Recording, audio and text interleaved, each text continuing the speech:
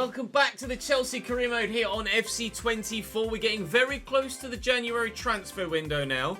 We'll be there in just a couple of days. We start with Brighton today, Newcastle, and then Manchester United. And in the next episode, we will end the month with Brentford, Coventry, Bournemouth in the league, and Newcastle again in the cup. January currently only has 2 games in it, but there's the third round of the FA Cup to go in. And if we progress against Newcastle in the Carabao Cup tomorrow, which we'd very much like to do, then there'll be both semi-final legs of the Carabao Cup thrown into January as well. So it's about to get very busy, meaning we're going to need the full squad to utilise as best possible the rotation opportunities we have available to us. I don't know what to do in January. The starting 11 is absolutely fine as it is right now. We find ourselves in first place in the Premier League, in the quarterfinals of one cup competition, not yet started the next. We've got depth in every area, so I don't really know where to spend any money. With regards, maybe a backup right back. It's the only area where I don't have cover is right back. Martson we've been using on both sides as the backup fullback, but at centre-back, I've Chaloba, I've Badiashile. In midfield, we've Leslie Ugachukwu, we've Cole Palmer, we've Polina, we've Conor Gallagher. Out wide, we've Madueke and Mudryk. And up top, we've got Broja. And obviously then out on loan, we've got a handful of other players that are growing. Not necessarily rapidly, unfortunately, but cover in almost every area of the field. I was hoping Lavia would grow a little bit more, to be honest. Casadei's played 2 games in the Premier League this season for West Ham, although and got a goal in one of them, actually. But nobody's massively improved. The only player that is close to the first team is Levi Colwill, but obviously I've centre-back is the area where I've got far too many people. So I'm not entirely too sure what's going to be happening in the transfer window coming up. Nico Jackson has got 4 goals in 10 games for Aston Villa and is now 83 rated. He's growing well too. So other than a potential backup fullback, I don't need to buy anyone. There's no point buying someone for the sake of buying someone, because they will in turn knock out of the first team or the rotation side of things someone that is already at the club who's probably good enough to have their say. A budget of 253 million at the moment. With the previous financial rules we were putting on ourselves, we have 36.9 left available to us. I might be open to selling someone to refill that spot, but I don't know if there's really anyone that I'd be like, I'm definitely open to selling them.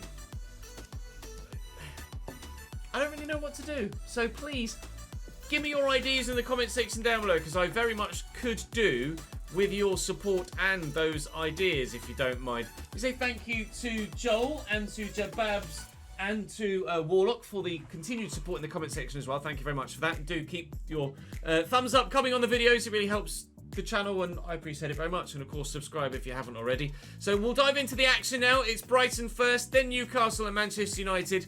And hopefully we'll still be top of the table by the end of it. Brighton's team is, as you see it there, in a 4-2-3-1 wide. Maxence Kakare in their midfield. Igor's been very good against us in previous games. Rushworth in goal is the decision they've made on this occasion. I don't know as I know who Rushworth is or how good he is. They do have Jason Steele on the bench. They've lost 3 of their last 5, so they're in indifferent form. Sat slap bang mid-table in 10th as well, so there for the taking.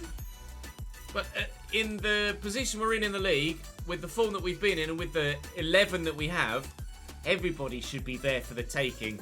We have to be confident that we can beat anyone in this division this season. And to be honest, I think we are confident enough of that as well. We are underway. Oh, graphics change? There must have been a patch of some description, because that top left looks entirely different. I haven't seen that in a patch notes anywhere, but you can see top left that is a significant change to the graphics for the Premier League scoreline. The presentation package is now in the game. Whether it was Premier League themed before, but it's now a different Premier League theme. That's intriguing, to say the least. Wide. Chile into Mudryk. And Enzo through the gap. Is he going to open up? Cole Palmer's in. And Verbrugge makes a very good save. I did have Gonçalves available on the right-hand side. I might have been able to try and find. Good game this so far. Very competitive. The ball is flying from one end of the pitch to the other repeatedly. Going into Cole Palmer again. Could look for an assist. This time looking for Tammy. That will fall to Polinia. And there is space out wide here for Chilwell to get into. And Mudryk is there down the line as well. Tammy's here too. And Tammy is up with a header. And Verbrugge at full stretch. Fingertip stuff, but makes the save nonetheless. And James will deliver now. Looking maybe for Tammy again from the set piece instead. Did find Tammy, but his attempted headed shot was rather terrible. Mudryk's going to go again. And Chile will lift it looking for him. And he should have the legs to keep this in here, Mikhailo. And does. And delivers a very good ball that Billy Gilmore unfortunately clears away. We did not have a great time against former Chelsea players when we played Aston Villa recently. And I hope that Billy Gilmore doesn't keep that trend going. Here's Solly March down the right-hand side now for Brighton. He had a wonderful year last year for Brighton. I don't know whether he's continued that form this season. Brighton have had a little bit of an indifferent spell, actually, in real life of late. Losing in Europe and losing a couple of Premier League games as well. They've not been as red hot as they were at the beginning of the season, trying to, not only Solly March, but the whole team, continue that run of form from last season. I'll try and float this looking for Tammy. It is delicious. That is the best cross that we've seen Mikhailo Mudryk put in all season long. Pinpoint accurate, and Tammy on the volley. We are in front. Absolutely worth looking at again. Corridor of uncertainty. Defender can't get there. Keeper doesn't know whether to come for it or not. Doesn't. Tammy punishes him. 1-0. Smash. Chilwell into Enzo again. Just trying to take my time here because they're getting a bit rapid in the way they're closing me down, and I don't want to like cave to their play style, give in. Oh, it could have been amazing as well. Tammy could win this header. Jesus Christ, could he ever? Couldn't aim it on target, unfortunately. I thought Mudryk was going to whip another fantastic cross that led to a goal. Do like that new matchday package. Matchday graphics. Oh, good save by Verbrugge. Some of the stuff is the same as, like this. This pop-up stuff is the same as it was before. It's just the new scoreline graphic is new. The new scoreline graphic is new. Kind of a double positive there, but still. A double positive is 2 goals for Tammy Abraham, and a triple positive is all 3 points that we're going to get from this fixture now. This is the opening up of the Brighton backline we expected to happen later in the game. Noni will set up Mudryk here, and just couldn't get his footwork sorted out. It will be a 2-0 win only, but a win it is. And that new matchday package looks very nice in the top corner, especially when it's in your favour. Sorry, Mr. De Zerbi, we'll be taking all 3 points this time, thank you. And with only a short break between this game and the Newcastle one, we hopefully will be able to pick up a win again and keep the momentum going. Newcastle haven't rotated as well as they could do. Their form is indifferent at the minute, with 3 draws and then 1 win and 1 loss in the last 5 games. They're in 7th. They're 10 points behind us. Obviously, we're still top of the table, but leaving a couple of players out and favouring higher quality, slightly tired players. They could play Tino Livramento at right back, but they've gone with Trippier. They could play Joelinton in the middle, but they've gone with Bentancur. It's fair enough.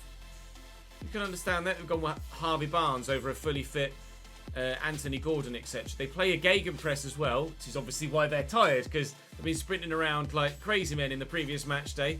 We will head to this one though, and I think everybody's fully fit. Tammy's not quite there, and Broja has been impressive of late when called upon, so we'll throw Broja in.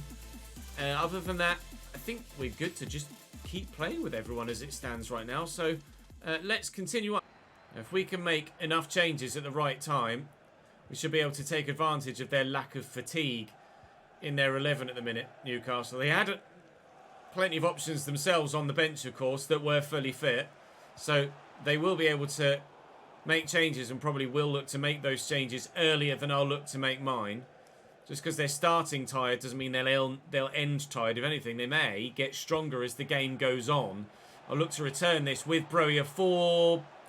not with Broja, with Gonçalves for Broja. Chile can't quite keep that in. It would have been a wonderful start, but I just overhit the cross. Dangerous attack this for Newcastle. Number of bodies around that they could try and find. Trying to marshal the back line as best they can to block any passing avenues, and rather than just running around after the man in possession, trying to actually to stop them from finding anyone. We found Nkunku here, though, who's turned very well, and Broja's arriving in a good spot, and he's in here, and Broja does love to smash them in, doesn't he, with sheer power rather than placement, but Pope is good enough to get to that. James with the delivery, and Pope's coming for it, didn't get there, it was headed towards D. Sarcine, didn't find him. Try and shift that defence about. That was Harvey Barnes that won that header, but didn't quite fall for me. He's committed to a challenge there, Harvey, and Reece James will nip through that gap. It's good movement from Reece. And Pedro Gonçalves will look for Broja, and Sterling's back in the 11 now. It's a wonderful first touch. The chance was all made by that brilliant first touch from Raheem Sterling. Unfortunately, I couldn't finish the chance off.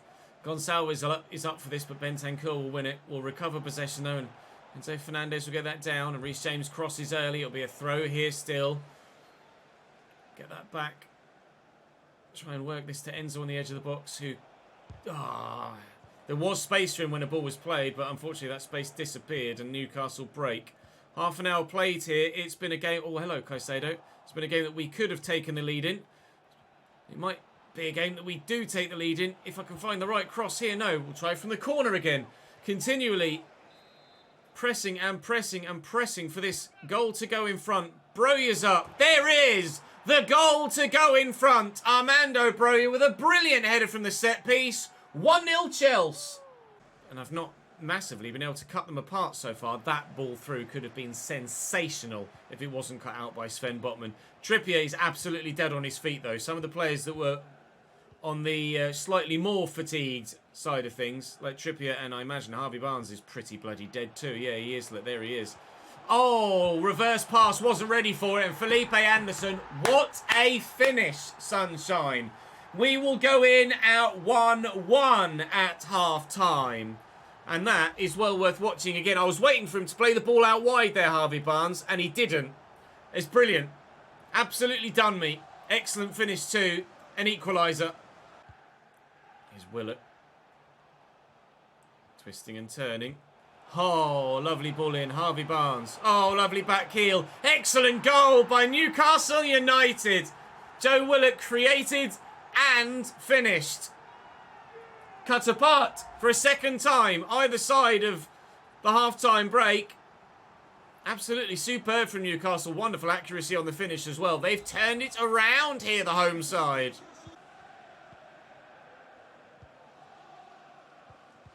Oh, what interception from Harvey Barnes that is. Isak trying to lean on him, get the ball off him. I can't. Fofana does get a block on the cross. Newcastle going for broke here. They are making early substitutions. I thought they might for the tired players. Trips for Livramento. Something they could have done from the start, but certainly they're looking to do it now. Tonali to Felipe Anderson. I imagine it won't be long before we see the back players like Harvey Barnes as well that were tiring. Although he's actually not as bad as he was in the first half. He's recovered well enough in between halves, Harvey Barnes.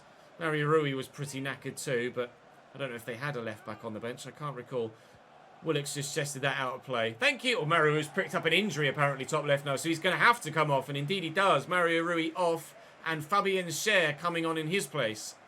Here's Joel Linton. Those fresh legs. And there's the man at the back post that I'm worried about here.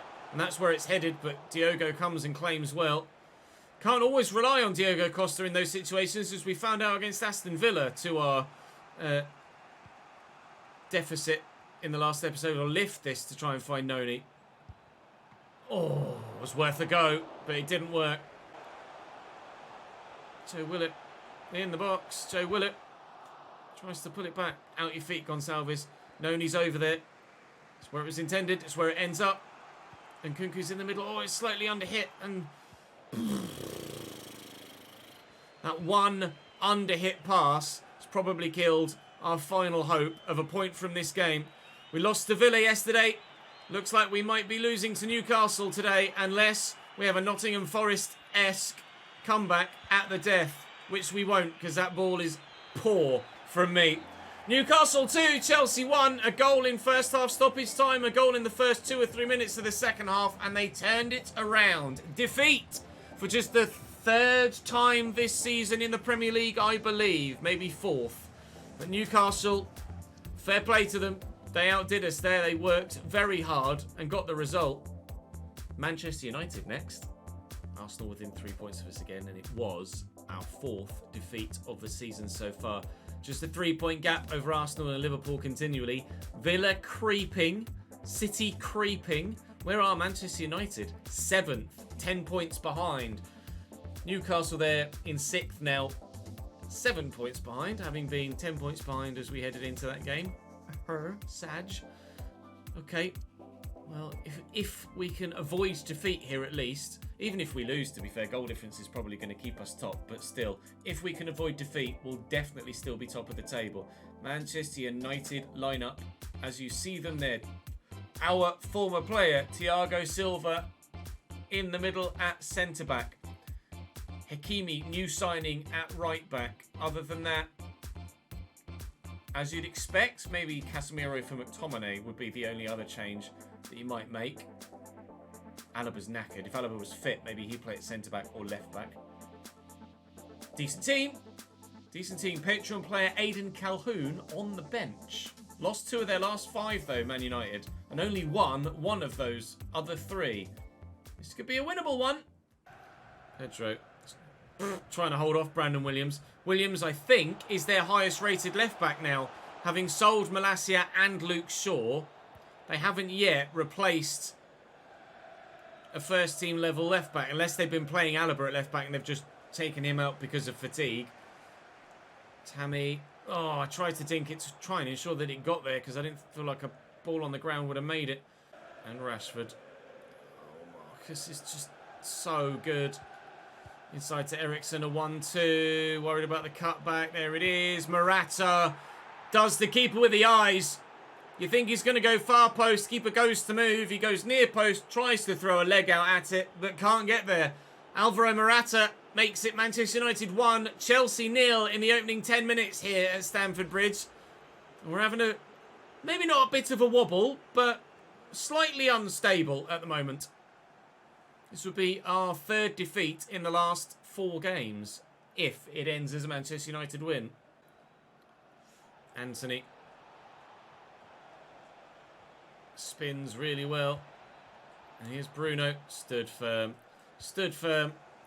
And Nkunku McAtee just scored for Manchester City.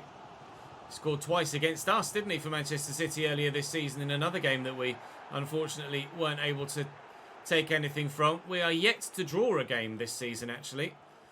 We either win or we lose. And in a minute, we are losing again. And maybe by more than just 1 goal soon. Eriksen taking his time, finding the space for a shot and drawing the save out of Costa. Caicedo. It's now or never in this first half. And Reece James is forward. He's not scored many goals for me yet, Reece James. And he's not going to be scoring another one here. Onana makes a very comfortable save in the end. And with only 1 minute added on, we will be behind at half-time. Forward for Tammy. Flicked on, but not flicked on well enough to find a teammate. Rashford, Fofana, stuck a toe in twice. Took twice to win it, but win it he did. Look for Nkunku. Gonçalves. We spin the man, yes. We find a teammate. God, there's just so many white shirts around here. Enzo, look for Tammy. Abraham in the box against Manchester United. Onana with a wonderful save at the feet of the striker. When we turned, I thought we were going to score. Oh, I couldn't quite get there either. Trying desperately to find an equaliser here. But just as was the case against Newcastle, I don't think it's going to come. Run it back though. Caicedo. James, here's Gonçalves arriving. That was meant for Gonçalves. Enzo through that gap maybe. Yes, there it is. It wasn't the ball I wanted or asked for, but it's the ball I needed. Enzo Fernandez with a breaking run through the middle. Frank Lampard-esque in the number 8 shirt and tucked home. I didn't even see the opportunity to play that pass through there. Makes the run, and I was trying to get it to Sterling, but cut the defence apart. And Anna's just made a great save at the feet of the attacker, but this time couldn't replicate it. Enzo buries 1-1. The equaliser does come. That's really poor. It's desperately poor from Manchester United. Tammy to win it. Tammy to win it. Big save from Onana. James and Gonçalves going off now. So we make changes. Noni's coming on and Ian Martson coming on too. Noni will take this corner. Oh, I thought I was finding the top corner. I really did. Tammy heads wide. Brilliant effort. But just past the post. Goes sideways with Sterling forward, but then backward as the support arrives. And here is Martson now. No, it's Madueke. It was Martson the ball was with. And Nkunku's back post. Oh, Nkunku! What a finish from Christopher Nkunku. It's Chelsea 2, Manchester United 1, and that is top drawer in the top corner. Left-footed volley of such high quality and control and precision. That's what you get from a 90 rated player. Onana's been sensational today, but there's nothing he could have done about that. That's unbelievable from Christopher Nkunku. Gareth Bale at his very best-esque. Look at that! I couldn't do that again if I tried 100 times. Chelsea 2, Manchester United 1. From 1-0 down, we've turned it round, and in the 89th minute, we may well have won it. Thank you, Tammy will win that. Get 10. We will win by 2-1. Unbelievable end to this game and episode. Thank you very much for your efforts, Mr. Ten Hag, who still doesn't look like Mr. Ten Hag. Oh, do we go to the interview? I think, to be fair, everybody deserves the G up after that. Liverpool 1, Villa 1. So 2 championship chasing rivals take points off one another there as we get the victory against Manchester United. We have to stop switching off defensively. I know these lads keep going to the very last minute, which they absolutely did there. Were we hanging on a bit? No, we've got winners in the team, evidently. A great win. We were just prepared for today. We rotated the squad for the previous 2 fixtures, and by doing so had everybody fully fit for the game against Manchester United at the end of the week, at the end of the episode. A very big game that we were fully prepared for. Albeit, yes, you may well say we're lucky to get the win, but we pushed and pushed and pushed. Broy wants to play against Brentford. I may well let him play against Brentford. We end the episode 5 points clear at the top of the table as Arsenal lost on match day 16. City now up into 4th. Villa dropped to 5th as they drew with Liverpool. Newcastle 6th on 29 as well. And Manchester United have slipped to 9th now. At the bottom end of the table, Brentford 19th now, and every side has won a game so far this season. But still, as we approach the halfway mark, Brentford and Middlesbrough under Derby's 11-point record low points tally. But given their capability so far this season, both should beat that points tally. We shall wait and see in due course. Coming up tomorrow then, Brentford, Newcastle, Coventry and Bournemouth as we end the calendar year. There we go. And I'm going to need your comments, please, for that transfer window. What do I do in January? I need your feedback, please. Do let me know. That's all for now. Thank you very much for watching. Thank you for your support this week. Appreciate it very much indeed. I'm live over the weekend, Saturday and Sunday, recording player and manager careers. So do come and join me on Twitch. For the next video on YouTube will be on Monday. Catch up this week on anything you've missed, and I'll see you next week.